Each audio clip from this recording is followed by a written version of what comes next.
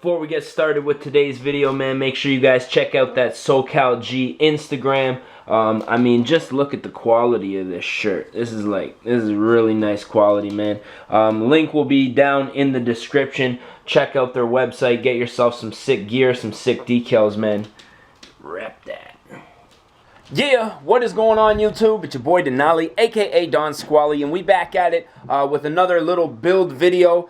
So for this one, we are not going to be doing anything for the G35. I'm actually going to be building an intake box for one of my buddies who owns an Altima. Now, you guys may have seen his car on the channel a few times. I raced him at the track a couple of times. He owns a 13-second Altima SER.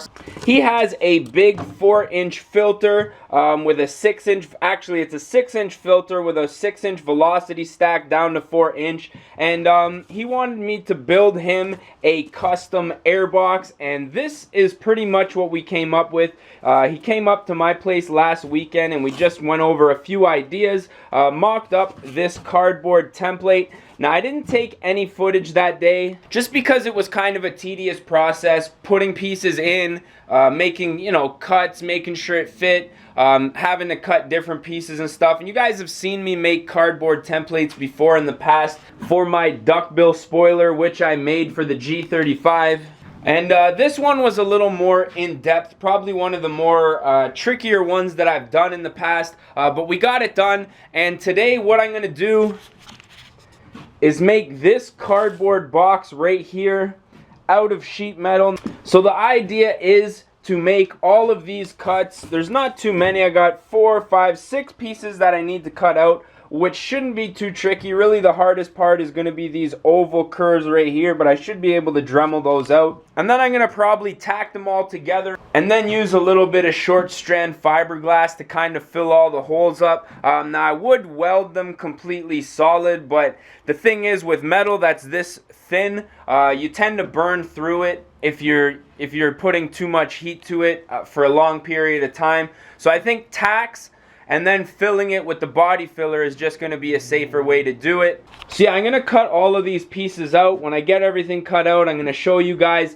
This is going to be a little bit tricky to get these angles since really nothing is 90 degrees here. So that's going to be the real challenge here. But once I get everything cut out of our sheet metal, I'm going to show you guys what it looks like. And then we're going to start tacking everything together. I'm going to stop talking because I feel like I've already been blabbering on for a little too long. I'm going to get to cutting and we're going to get started on this. Alrighty, so I just got everything cut out of these sheets right here. I kept the template intact so I know pretty much all of my angles and where they need to be. I also picked up this Maxima spoiler. I don't know, I might try to do some sort of a duckbill. I'm not sure if it's going to be big enough, but we'll see. That might be a project for another video. But for now, I got everything cut out, and to be honest, let me put on some gloves here.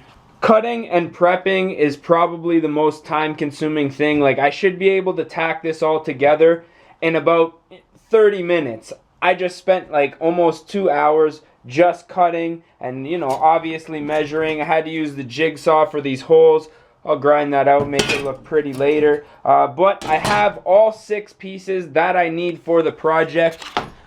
So what I'm thinking I'm going to do is probably, I still have to obviously grind off these little burrs here. So I'm going to go ahead and do that. Then I'm going to plug in the welder here. We're going to start tacking everything together. I don't know. I might wait until tomorrow morning just because it's getting late. I want to have some dinner and then that's what's going to happen. So I'm going to go ahead, clean up all these pieces here. And next time you see me, I'm going to be welding, man. And I'll film a little bit of that process since that's probably a little more interesting than just cutting metal.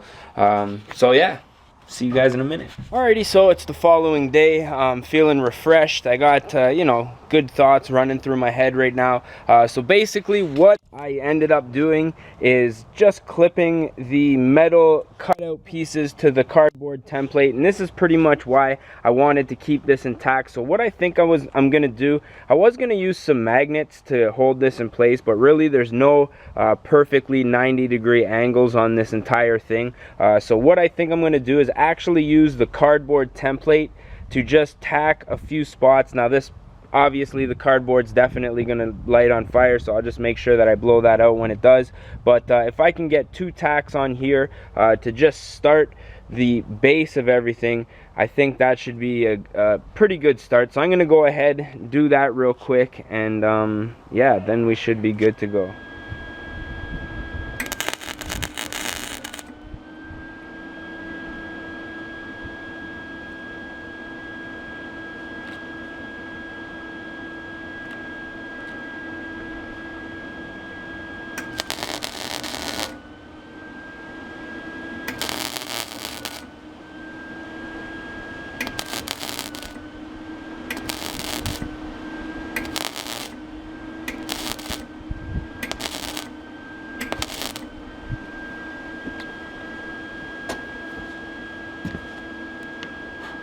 Alrighty, so that's the first little bit. I actually probably might be able to tack this all the way around, but I'm gonna get the entire box done up first, and then once I get that finished, then I'll probably end up tacking stuff. So I'm gonna get doing that and show you guys what's up.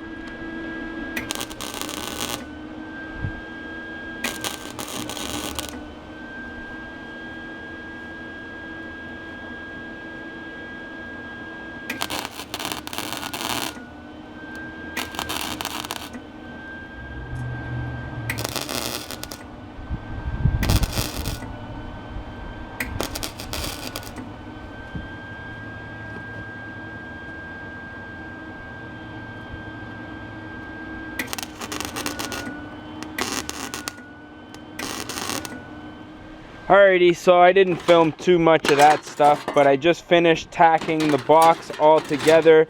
So as you can see, cardboard template and then the finished product. Now obviously when you're working with cardboard that's as thick as this and then metal that's super thin, you run into like some tolerance issues. So this, you know, I had a few gaps here. Obviously I was measuring either one side or the other, but that's okay. I still need to kind of cut this piece off because it kind of sticks out, so I'll clean that up a little more. Actually should put a few more tacks just there, but for the most part I was gonna do like full lines all the way down, but to be honest there's really no point. I mean, the holes here, there's such big gaps here that I think I'll have a hard time actually filling it, but I am going to throw a few more tacks on here, and then we're just going to hit it with some high fill body filler, and that'll seal everything up nice and airtight, guaranteed. Now the lid that I cut here, like I say, when you're working with thick cardboard as opposed to thin sheet metal, the lid here isn't quite the right size, but now that I have this actually welded up and I know the size of it, I'll be able to, like, you know, make a better lid that will fit a little bit better on here. So I'm going to tack up a few more things here, probably take a measurement for the lid, throw some body filler on here, let that dry, and then we're going to go in and obviously cut that lid a little bit better. Alright, I just brought everything in the shed just because it was a bit windy. So I ground down all the welds and everything like that. So what I'm going to do is just throw some body filler on the outside edges of this. Now on the cardboard template here, you can kind of see an indent. That is where the, I guess, the driver's side wheel well was pushing on the cardboard when we were shutting the hood there. So what I did was I just ground out a section here, as you can see, kind of the same area. So what I'm going to do is throw some body filler over that. Everything on the outside is going to get covered. I also went ahead and cleaned up these jagged edges here. I guess I could kind of flush that up there. But then what I'm thinking I'm gonna do is probably sand everything down. Have to recut this lid, obviously. I'm gonna weld a couple of brackets. Actually, I should do that first. Weld a few brackets across so that you can screw the top down when you need to. And I'll probably do that right now, and then we're gonna, you know, finish the process of filling and sanding. That'll be pretty quick. Alrighty, so I just welded on some little tabs in each corner. That's gonna be so I can screw the actual lid on. I'm gonna use some rubber, kind of, I don't know, weather stripping type of stuff around the edges. So what I gotta do now is measure up a new top, since, like I said, this one, we already went over that, man. I'm gonna cut the new top, fill this up, and yeah, that should be pretty much it, man. So looking forward to getting this done. Alrighty, so basically what I'm gonna do now is just whip up a batch of this Bondo glass. I'm gonna fill the outside first and probably do the insides as well. Now normally I told you guys I hate working with this stuff, but since it's gonna be on the inside of the car and looks aren't gonna matter as much as functionality, I'm gonna go ahead and slap some of this stuff on, give it a nice quick sand, probably with a grinder or something like that. And yeah, hopefully we can get this all filled in nicely.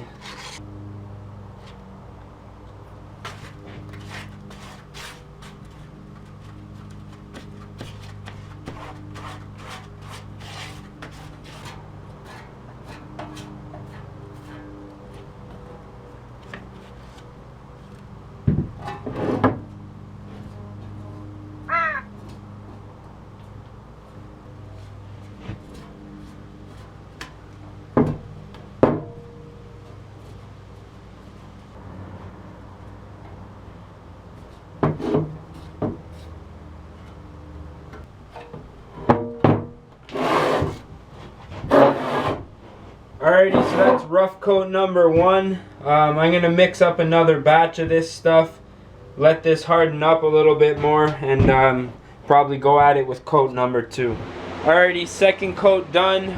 Put it on pretty heavy this time just to fill in all the little gaps there. I'm going to take this outside, let it dry, cut that other piece of metal, and by the time that's done, this should be ready to give a light sand. And we should be just about ready for some paint, man. So I'm pretty excited for that. Alrighty, so I just finished cutting the lid here. As you can see, it's dry enough for me to touch. It's still a bit tacky. I'll probably let it dry a little bit more before I sand it. But basically, this is fitting perfect. Note to self, next time I'm building one of these, wait until you're done putting the box together to make the top, because this is like, you know, almost a perfect fit. And as you can see, that's what the inside looks like. Now I think I am gonna go, and I'll probably do that right now while this is like drying up. I'm gonna go in and do a quick line of just body filler around here to get a nice seal around all of the edges. And then once everything's dried up, I'm gonna use probably a palm sander just to sand the outside real quick,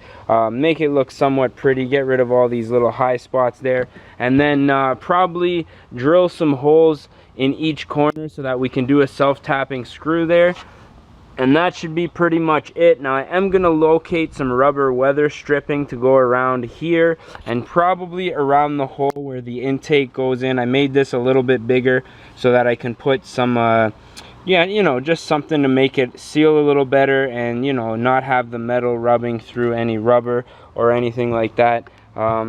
So yeah, I'm gonna go ahead, throw some Bondo, I guess, on the inside here, and then we should be good to sand, man. It's coming along pretty nicely. Alrighty, so I just took down the first coat, well, pretty much the only coat of fiberglass filler that I'm going to put on there with the Dremel here. Now, I didn't do much on the inside because, to be honest, I want there to be a lot of material to keep all of these cracks and corners nice and sealed, but I do want the outside to look halfway decent. So what I'm going to do now is try to get an electric, I don't know if I have sandpaper for my palm sander or my flat power sander, but if I don't, I'll probably just have to do a little bit by hand. But I am gonna go over this one more time and just flatten everything out, make it look just a little bit nicer. And once we're done that, we're gonna put on the rubber stripping, drill some holes in the top, and this thing should be ready to install, man. So I'm happy to get this done, or I'm excited to get this done. So yeah, I'm gonna keep working at it. Just got everything sanded down. Now, to be honest, I'm not gonna go too crazy with the body work because this, you know, once I paint it matte black, everything's kind of gonna blend in anyways. So what I'm gonna do now with the lid is just put it on, drill 2 holes in each of these corners, and then throw a screw in, and then I'll drill the other corners. Then once I get that done, probably just touch up the edge of this hole. Then I can throw the weather stripping on and then paint this. So that's what I'm gonna do now. Alrighty, got the top screwed on. Now I'm just using some little 3/4 inches, what I used to throw on the diffusers and splitters. So I'll probably have to get hardware that's just a little bit longer. This tab right here isn't quite catching, but I got all the holes drilled and everything like that. So now what I'm going to do is just grab some of that rubber weather stripping, throw it around this edge and probably this edge right here, and that'll give everything hopefully a nice seal. So I'm going to go ahead do that, and then we'll be ready for paint. Alrighty, so I'm just going to be using some of this trim that's normally used to go on like your edges of doors, so if you hit it against the wall or something it doesn't scratch the paint.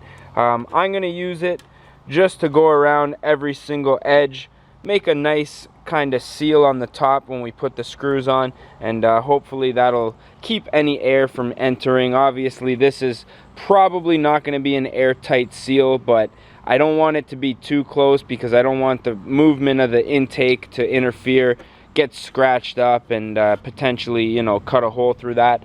I'm also thinking of doing this edge down here for the same reason, just in case this is, you know, sitting on anything. We'll probably make sure that doesn't cut through anything. So I'm gonna go ahead, throw this on, and get back to you guys. Alrighty, so I got rubber around all of the places where there would be like metal on metal contact or with the intake tube itself. So what I'm gonna do now is just grab some acetone, clean this up inside and out, probably paint the underside first, then paint the inside, put the top on, and then paint the outside on its own. So I'm gonna go ahead, do that right now, show you guys what it looks like all painted and finished. We're getting there. Alrighty, and here is the Airbox finished product. Now I just threw a couple of coats of black primer on here, got a couple longer screws, so now these are grabbing on all four corners.